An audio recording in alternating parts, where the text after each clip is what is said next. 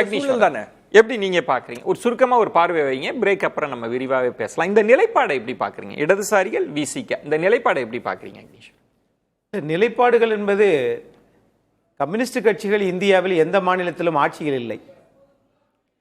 ஆனா இங்க சுகுணா திவாகர் சார் சொன்னாரு, அவங்க எங்கேயுமே அமைச்சரவை இதெல்லாம் பங்கேற்க மாட்டாங்க. சுதந்திர இந்தியாவிலே ஒரே ஒரு முறை யூபிஏ அரசாங்கத்தில் இந்திய நாட்டினுடைய சபாநாயகரா 41 ஆண்டு காலம் நாடாளுமன்ற உறுப்பினர் இருந்த சோமநாத் சாட்டர்ஜியை தவிர மத்திய அரசாங்கத்திலோ அல்லது பிற மாநில கூட்டணி ஆட்சியிலே இருந்ததில்லை. சரி, இந்த அரசு புதுசா ஆட்சி அமைக்க போதில் அந்த அரசுக்கு ஆட்சி அமைப்பதற்கு ஆதரவாக இருக்கிறார்கள்.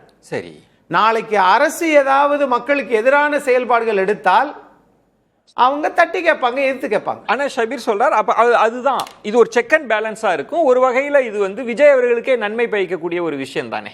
கேட்டால் கேட்கவில்லை என்றால் ஏன் அப்படி சொல்றீங்க? அவர் தேடி போய் நீங்க தான் ஆதரவு தரணும்னு கேட்டு வாங்கியிருக்காரு. ஆமா, 108 இருந்ததுனாலதான் இப்போ 5 நாள் கழிச்சு நாளைக்கு பதவி ஏற்க போறாங்க.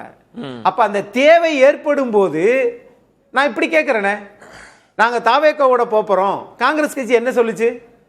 எங்களுக்கு நிறைய டிமாண்ட் இருக்குது, அதனால எங்களுக்கு 28 சீட்டும் ஒரு ராஜ்யசபா சீட்டும், அடுத்து உள்ளாட்சி தேர்தல் எங்களுக்கு 20% இப்படி எல்லாம் கோரிக்கை வச்சாங்கல்ல. எல்லா செல்வாக்கையும் பெற்றுக்கிட்டாங்கல்ல. தேர்தலுக்கு ஒத்துழைப்பு தந்தாங்களா? இல்ல. ஆனா ஆட்சி மாறின உடனே அப்படியே மாறிக்கிட்டாங்கல்ல. இதனால்தான் காங்கிரஸ் கட்சி எல்லா மாநிலம், தமிழ்நாட்டில் மாண்புமிகு முன்னாள் முதலமைச்சர் திரு மு.க. ஸ்டாலின் அவர்கள் தயவினால் காங்கிரஸ் இங்கே நீடித்து இருந்தது. இந்தியாவில் எந்த மாநிலத்திலாவது காங்கிரஸ்காரராவது இந்த மாதிரி அடுத்த பிரதமர் நமக்கு ராகுல் காந்தி சொல்லியிருப்பாங்களா? காங்கிரஸ் நிலைப்பாட்டுல சிக்கல் இருப்பது போல தெரியல. அவங்க அமைச்சரவைக்குள்ளேயே வரப்போறாங்க. அவங்களுக்கு ராஜ்யசபா, உள்ளாட்சி தேர்தல், நாடாளுமன்ற தேர்தல் வரைக்கும் அவங்களுக்கு ஒப்பந்தம் இருக்கு. எளிதாக அவங்களால பயணிக்க முடியும். இடதுசாரிகள் விசிகாவினுடைய அந்த ஆதரவு எப்படி விஜய் அவர்கள் சமாளிப்பாங்க? அவங்க அங்கேயும் தோழமையோடு இருக்கிறாங்க. அந்த இடத்தை தான் கேட்கிறேன். எப்படி 67க்கு பிறகு தமிழ்நாட்டில் 60 வருஷத்துக்கு பிறகு அமைச்சரவையில், தமிழ்நாடு மாநில அமைச்சரவையில் காங்கிரஸ் இடம்பெறுவது இதுதான் முதல் முறை.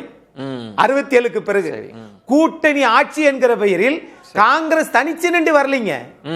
இது மத்தியில் இருப்பவர்களுக்கு என்ன மாதிரி கோணத்தை ஏற்படுத்தும்?